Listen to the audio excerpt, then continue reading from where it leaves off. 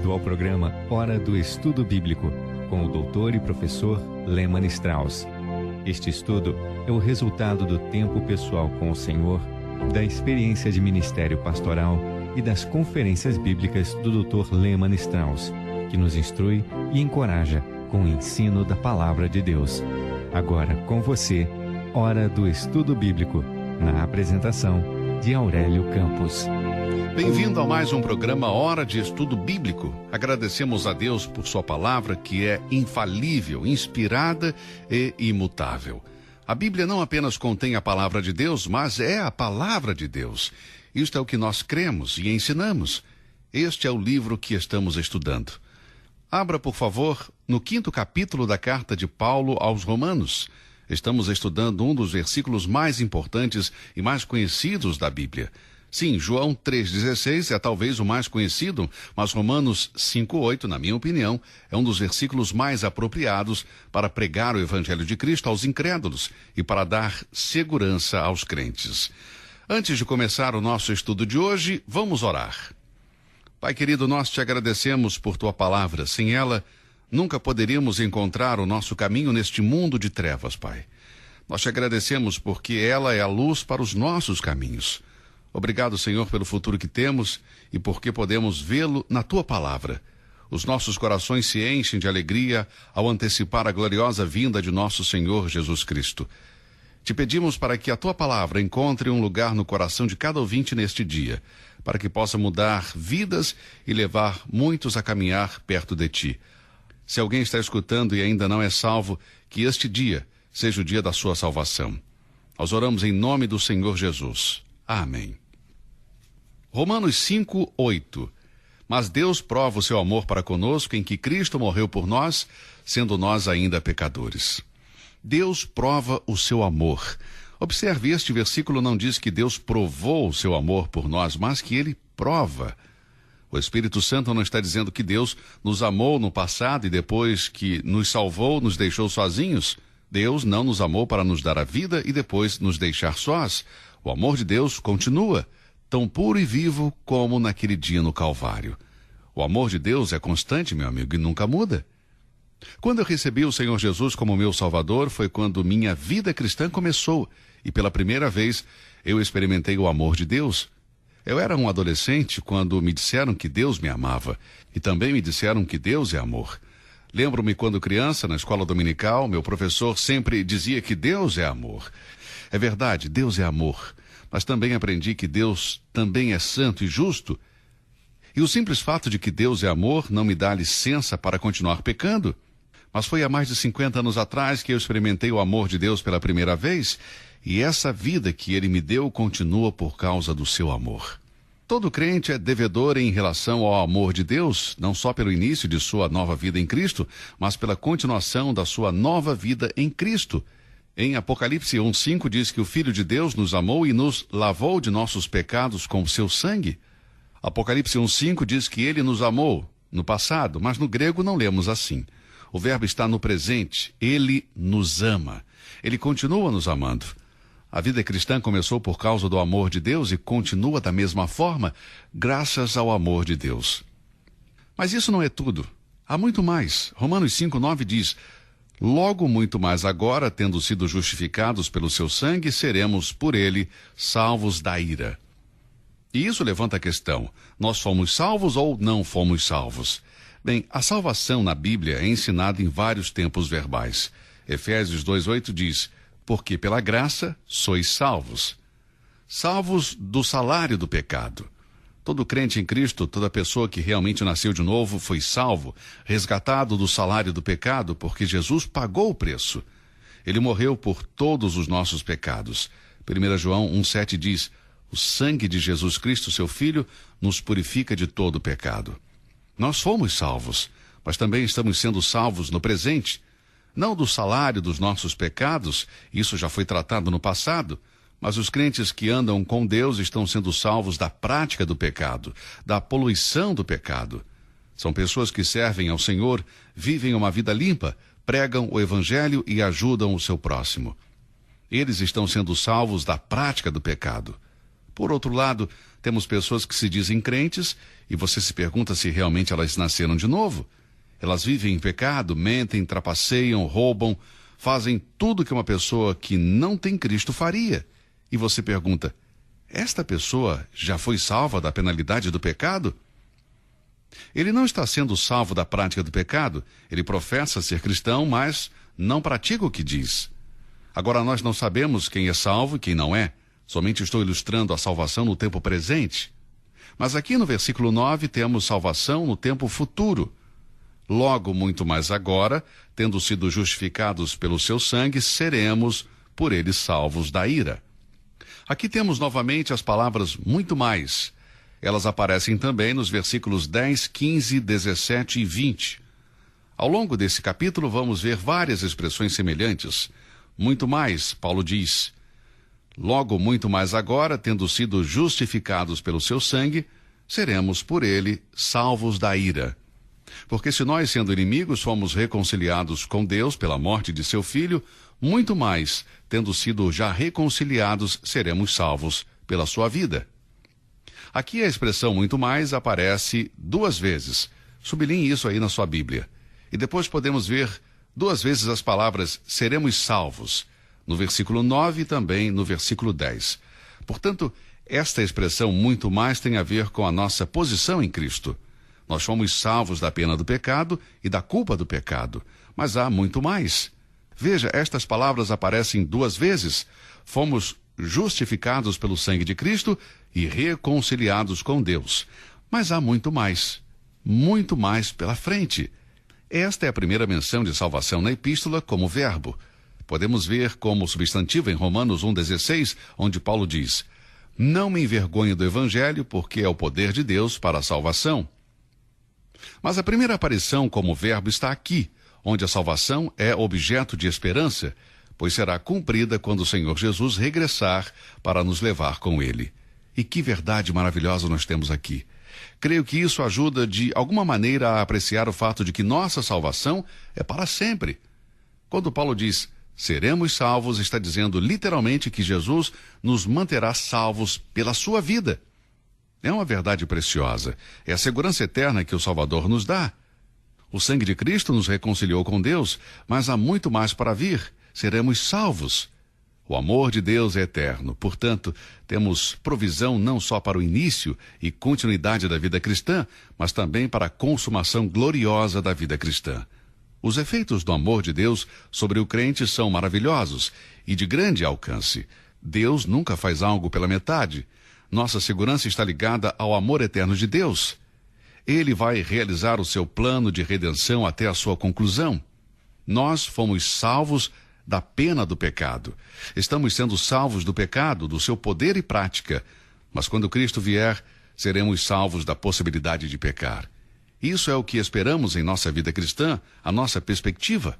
E amigo, se você não tem isto, você não tem nada. Agora, eu sei que alguns vão opor-se à morte sacrificial e substitutiva de Cristo com base no que Romanos 5,10 diz. A última parte do versículo diz, seremos salvos por sua vida.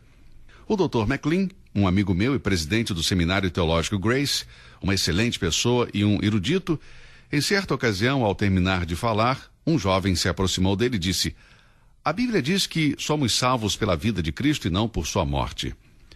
Veja, esta pessoa se opunha à doutrina da morte sacrificial de Cristo, à expiação pelo sangue de Cristo.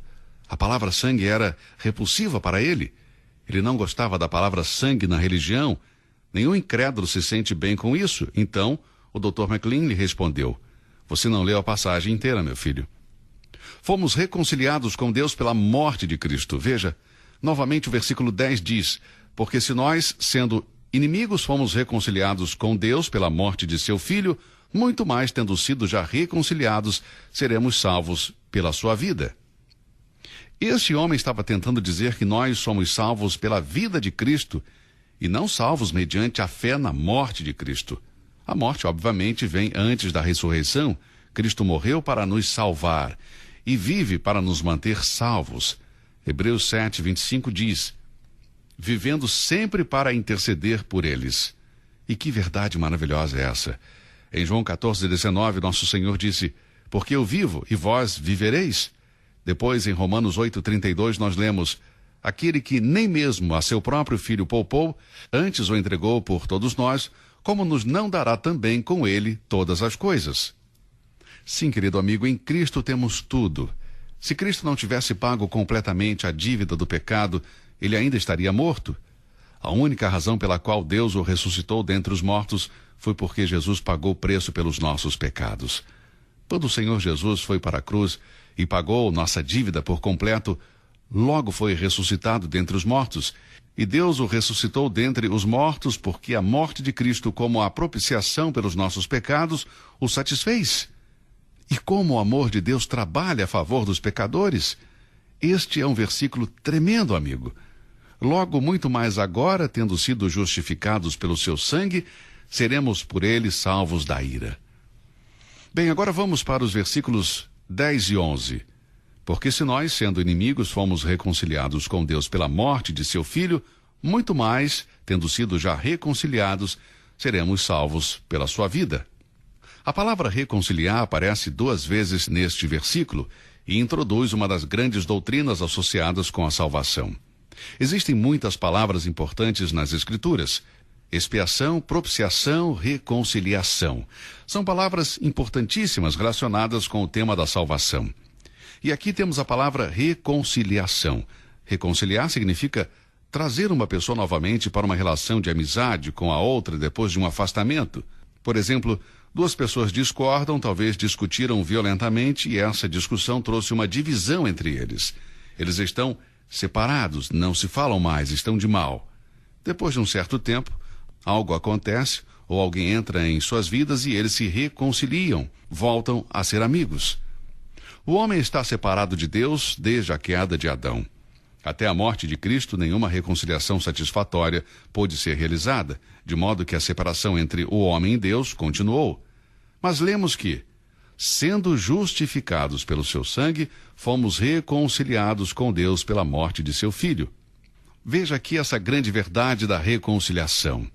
Agora, tudo o que lemos na Bíblia sobre a reconciliação ensina que a reconciliação é Deus reconciliando o pecador a Ele. A verdade é que Deus não tinha necessidade de se reconciliar com o homem, mas o homem, por causa de sua fraqueza e pecado, necessitava ser reconciliado com Deus. Tudo isso fica claro em outra passagem das Escrituras, 2 Coríntios 5. Assim que se alguém está em Cristo, nova criatura é. As coisas velhas já passaram, eis que tudo se fez novo. E tudo isto provém de Deus, que nos reconciliou consigo mesmo por Cristo Jesus e nos deu o ministério da reconciliação. Isto é, Deus estava em Cristo reconciliando consigo o mundo, não lhes imputando os seus pecados, e pôs em nós a palavra da reconciliação, de sorte que somos embaixadores da parte de Cristo, como se Deus por nós rogasse.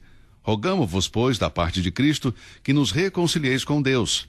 Aquele que não conheceu o pecado, o fez pecado por nós, para que nele fôssemos feitos justiça de Deus. 2 Coríntios 5, de 17 a 21. Observe que não diz que Deus se reconciliou conosco, mas que nos reconciliou consigo mesmo. A reconciliação foi motivada pelo amor de Deus por nós e impactada pela morte de Cristo. Deus nos teria dado a sua ira, mas em vez disso, deu-nos a sua misericórdia.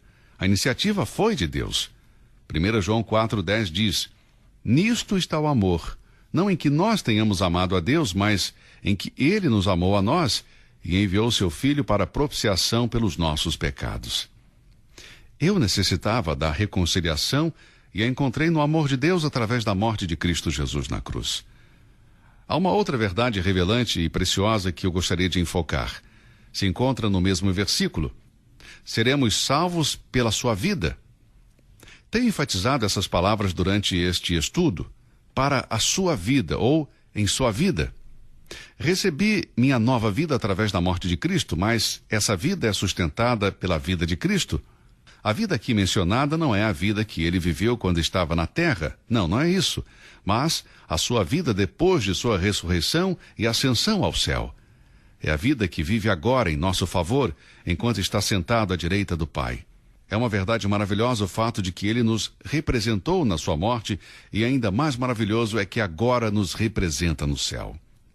Hebreus 7:25 diz: portanto, pode também salvar perfeitamente os que por ele se chegam a Deus, vivendo sempre para interceder por eles.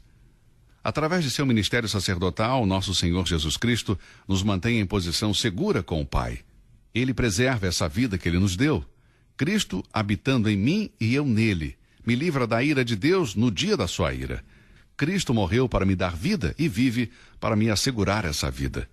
Se a morte de Cristo foi o meio para a reconciliação, a vida de Cristo é o meio para a nossa preservação. Referindo-se a esta vida após a crucificação, o Senhor Jesus disse em João 14:19, porque eu vivo, vós também viveis. Talvez alguém pergunte, o que acontece se eu pecar agora que eu sou salvo? Bem, isso foi levado em conta por Deus e Deus providenciou para isso tanto no aspecto legal como no aspecto prático.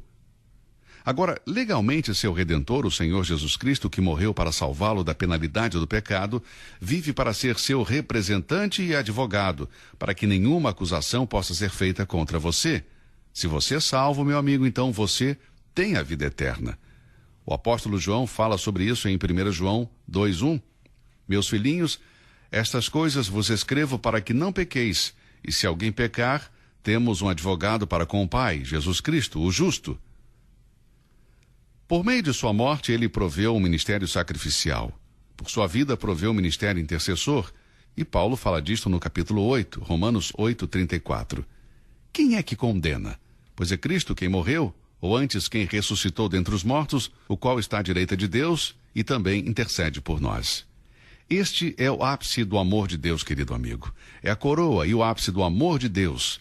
Deus demonstrou seu amor por nós na cruz e continua demonstrando seu amor pela ressurreição de Cristo dentre os mortos e com Cristo no céu como nosso advogado.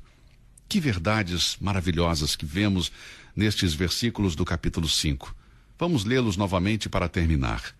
Mas Deus prova o seu amor para conosco em que Cristo morreu por nós, sendo nós ainda pecadores. Logo, muito mais agora, tendo sido justificados pelo seu sangue, seremos por ele salvos da ira. Porque se nós, sendo inimigos, fomos reconciliados com Deus pela morte de seu Filho, muito mais, tendo sido já reconciliados, seremos salvos pela sua vida. Jesus morreu para salvá-lo. Ele vive para mantê-lo salvo. E você, confiou nele para a sua salvação? Se assim for, seu coração deve se regozijar na verdade desses versículos. E se você ainda não recebeu a Cristo como seu Salvador, faça isso ainda hoje. Confie em Cristo Jesus e serás salvo. Se Deus quiser, vamos continuar o estudo em nosso próximo programa. Que Deus o abençoe e até lá. Você ouviu Hora do Estudo Bíblico com o professor e doutor Lehmann Strauss, na apresentação de Aurélio Campos. Se você deseja ouvir novamente esta mensagem, visite a nossa página na internet www.bbnradio.org. Fica o convite para você nos acompanhar amanhã, neste mesmo horário, aqui na BBN. Hora do Estudo Bíblico é uma produção da BBN.